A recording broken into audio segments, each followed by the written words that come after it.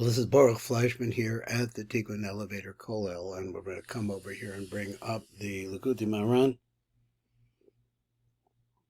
this tremendous sefer by Rebbe Nachman of Breslov. Now, what we were talking about the last time was about the fact that Moshe Rabeinu was buried in the valley opposite Beit Peor. Now, what is Peor? Going back to this was a type of religion that bowing down before the idol involved defecating. Opening up Peor means to open up or to reveal the anus, as stated here in this sefer, and then to let the bile flow. What could you say? Now, there are different reasons why Jews got involved in this. Some say that they only came really just to watch because it seems so ridiculous. But on the other hand, it represents the total abandonment of respect for your body.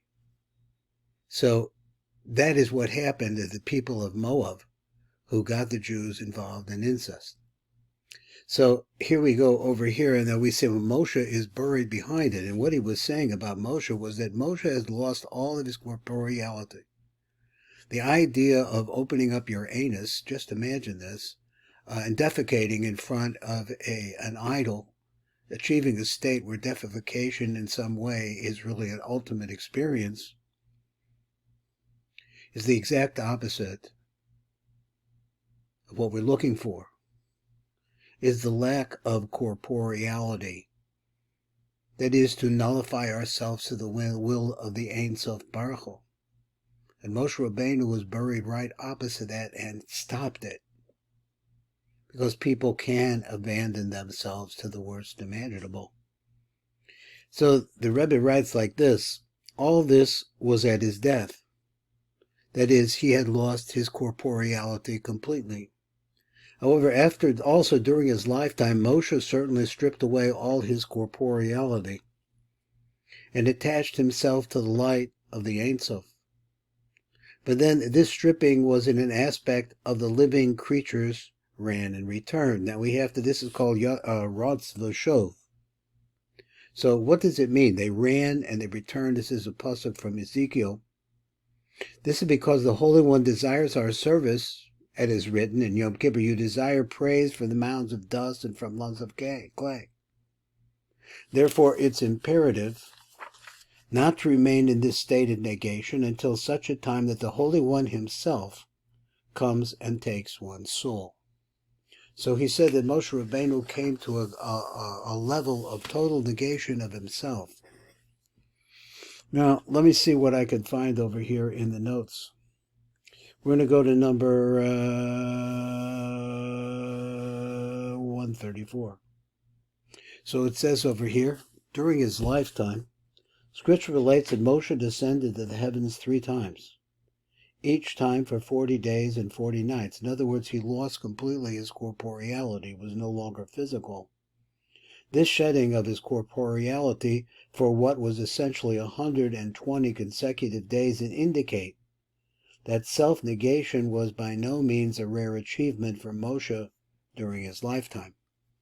Now, one of the things that is most interesting is that Rebbe Nachman, and he's going to say this over here somewhere, he's going to say that Rebbe Nachman believes that every person who follows his teachings would be able to do this to achieve such a state. So he says, we had this phrase, the living creatures ran and returned.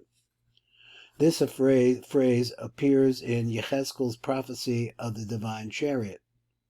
These chayot, these living creatures, actually they were angels or some physical, some barely physical form that he was able to see, who bore the chariot, and they carried a chariot. He says they bore the chariot, they pulled the chariot.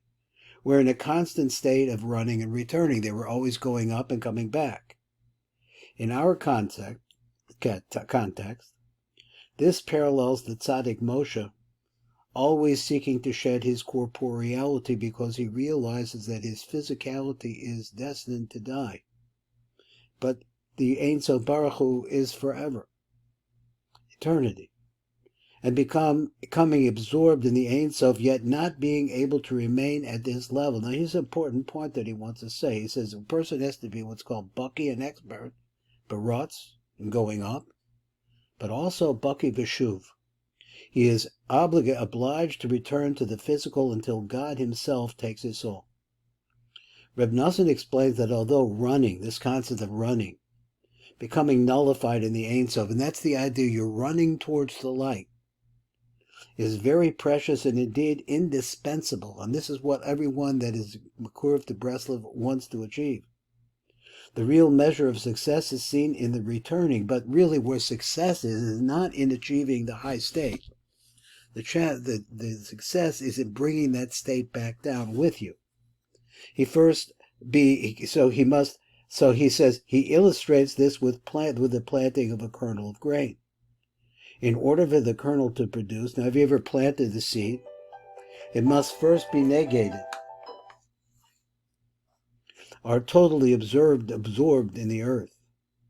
Then, after it loses its identity as a kernel, and its form has all but disappeared, then it takes root. Eventually, it grows and bears fruit far in excess of its original form. It was just a seed and has become a plant. The same is true of man. He must first relinquish his separate identity and negate himself to God. It's not an easy thing to do, but if you work on it, you can. This is running. That's what it means, running. Afterwards, he must return. It is with a great level of spirituality because he takes that back with him. Now, when he says you desire praise from mounds of dust, that was a little piece at the end of this. This phrase, which is from the evening service of Maariv, emphasize God's preference for the service of flesh and blood human beings over the service of beings without corporeality, for example, angels. In a similar vein, Rebbe Nachman once said that he could return all his followers into complete, awesome tzaddikim. He could do this. Bring them all to the level of being nullified in the Ein Sof. But of what value would that be? It would be like God serving himself, so if you're not there anymore, that's no good. He explains, therefore, during his lifetime, that tzaddik too must be in a state of running and returning, meaning that the shefa that is achieved as a result of being so close to the Ein Sof Baruch Hu is to bring it back. As mentioned, this quote is from the Yom Kippur prayers, which also includes confession, and that's part of our Torah here, and are recited at a time when people fast and deny themselves physical pleasure, a shedding of their corporeality, so that's the same idea again. This we need to and want to do. This is why we see now and then a person becomes inspired while praying and he recites several words with tremendous fervor. This is due to God's compassion for him. The light of the Ein Sof has been opened to him and shines for him. When a person sees this radiance, and even though he might not see, his mazel sees, even though you may not see yourself, in other words, you're not conscious of it, feel it, but something has happened that kindled a fire within inside of you. The person's mazel sees. His soul is instantly ignited in great devotion, so that he attaches himself to the light of the Ein Sof. And to the degree that Ein Sof is revealed, commensurate with the number of words that have been opened and begun to radiate, in other words, that you're saying them, there's a radiation coming out of them. He recites all these words with great devotion, with a surrender of self, with the negation of all his senses. Then, during the time he is negated in Ein Sof, he is in a state of, and no man knows. No one knew where Moshe was buried. And then the Rebbe asked that Moshe didn't know either, because he had abandoned his feet on the ground, so to speak. He was no longer corporeal. Then, during the time he is negated in Ein Sof, he is in a state of, and no man knows, so that he himself is unaware of his own existence. But this must be in the aspect of running and returning. Remember that the state that you want to achieve of tremendous height has to be brought back in order to preserve his soul within him. That's number 141. Now, let's read some notes over here. I've discovered that the notes over here are not small-time stuff. He says, shines for him. The light of the Ein Sof manifests through the letters which are Malchus.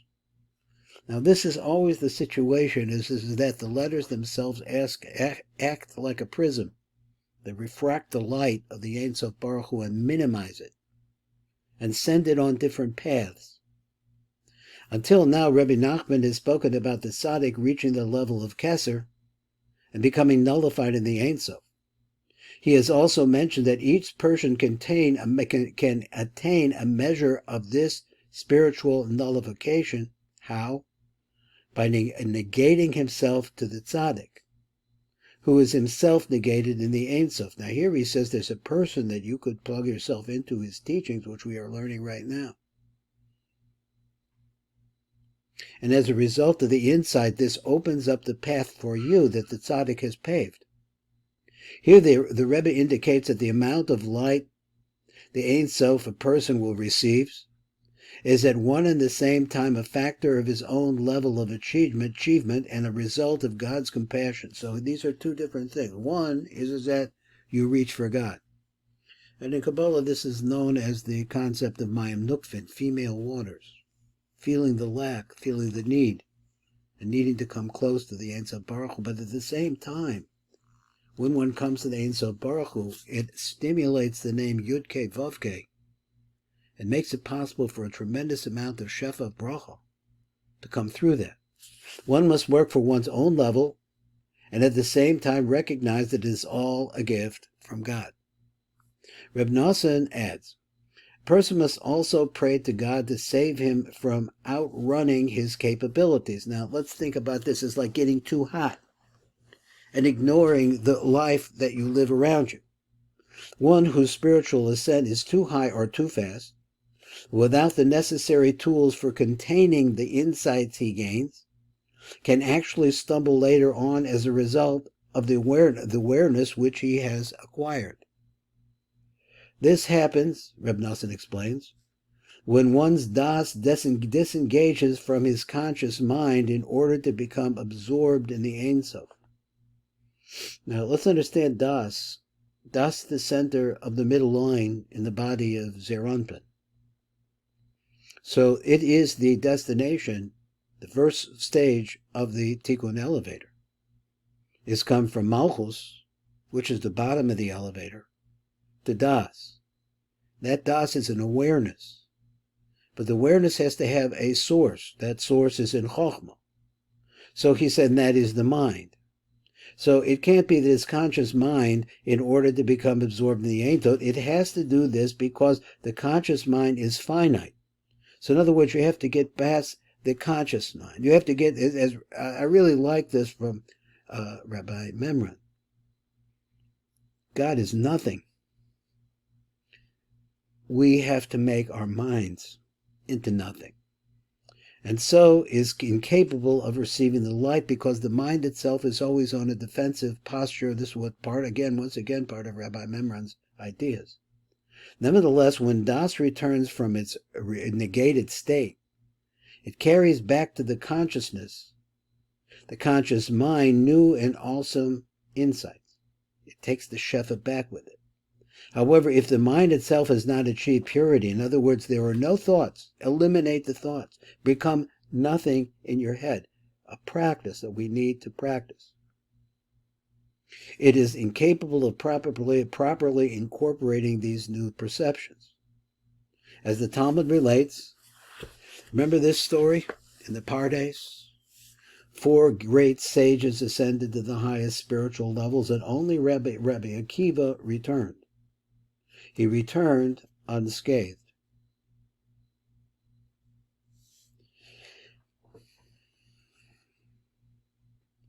Now, the last one is that even though a person doesn't realize that he's achieved a great height.